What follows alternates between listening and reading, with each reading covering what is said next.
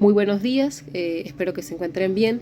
He querido hacer este video un poco para hacer un repaso de lo que es la clase 1 acerca de la estructura terrestre, que fue una clase que vimos a través de la guía de estudio que les mandé de manera síncrona. Yo espero que hayan podido revisar todo el material, tanto la presentación PowerPoint, el material en texto, así como los videos que les recomendé para que vieran. Sin embargo, bueno, voy a hacer este pequeño repaso para conectar esta información con la clase 2, que es la que veremos el día de hoy, la clase referente a las placas tectónicas. Entonces, es muy importante para poder entender lo que son los procesos endógenos y los fundamentos de placas tectónicas, pues tener claro el tema de la estructura terrestre, ¿no?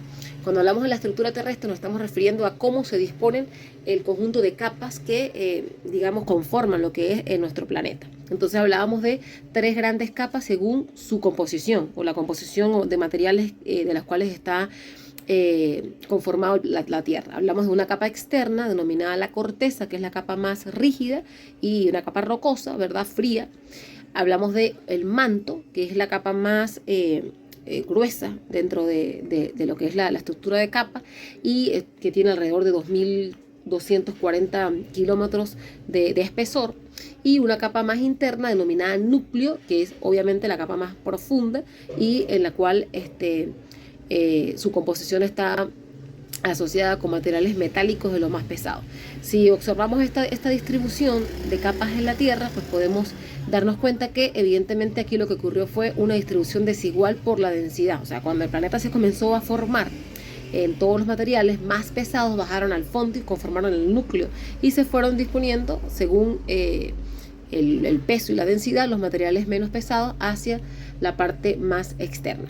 ¿Qué es interesante de esto, no? Que también al haber una composición desigual por densidad conforme a la profundidad, también se va generando un comportamiento distinto de esos materiales con respecto al calor. ¿Por qué? Porque a medida que descendemos hacia la parte interna de la Tierra, pues aumenta las temperaturas y esto hace que los materiales puedan llegar inclusive a un estado de fundición. Entonces hablamos de un segundo modelo, ¿verdad?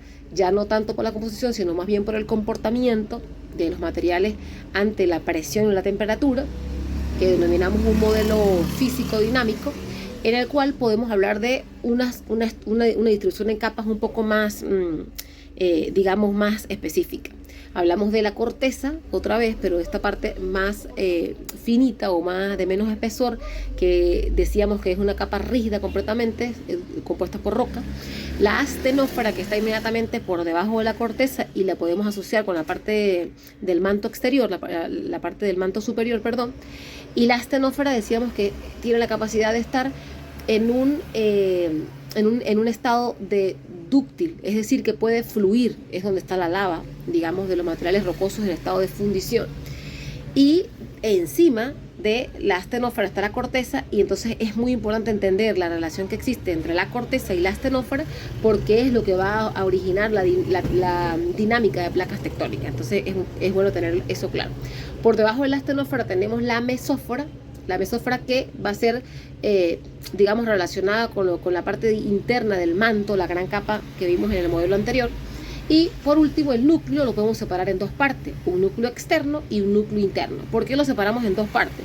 Porque el comportamiento ante las ondas sísmicas, que si lo leyeron en el material que les envié, es una manera con la cual hemos podido, los científicos han podido definir esta estructura en capas, porque nadie ha podido hacer excavaciones tan profundas. A lo sumo se han excavado 12 kilómetros y eso es nada más como que la parte externa de la corteza.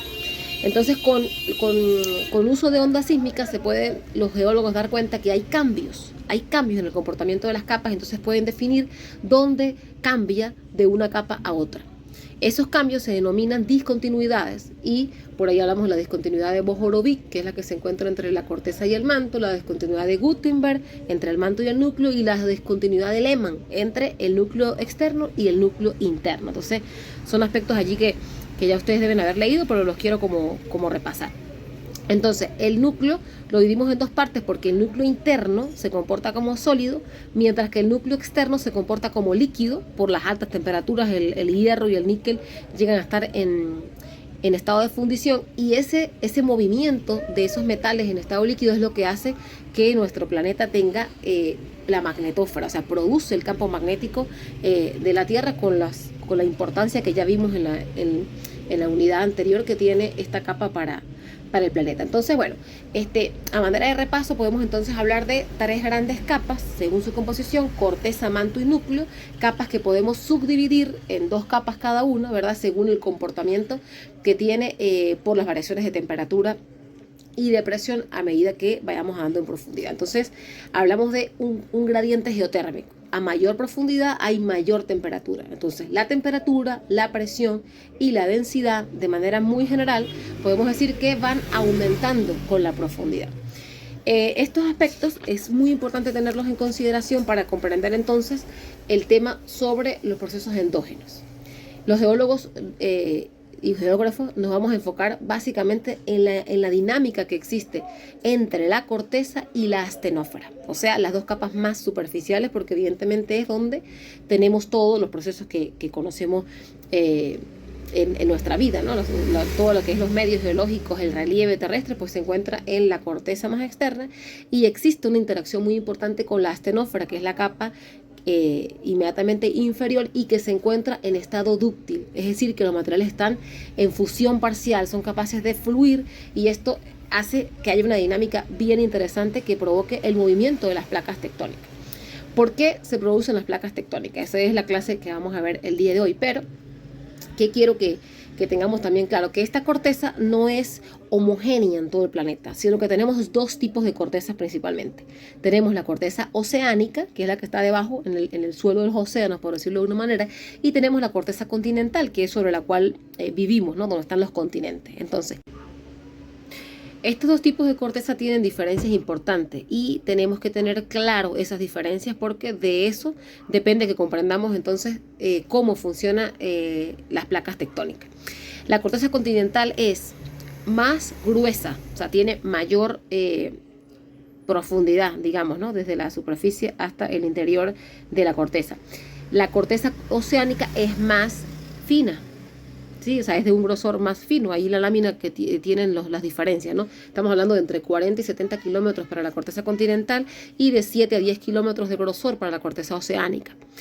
A pesar de que la corteza continental es más gruesa, se sabe que es menos densa, que la corteza oceánica es más delgada, pero es más densa. Y esa densidad mayor radica en la composición, o sea, de lo que está hecha, por decirlo de alguna manera. La corteza oceánica tiene una composición media que es basáltica. ¿Qué significa esto? Que dentro de los minerales que la componen, principalmente se encuentra el magnesio y el hierro. Y estos 2 minerales son muy pesados.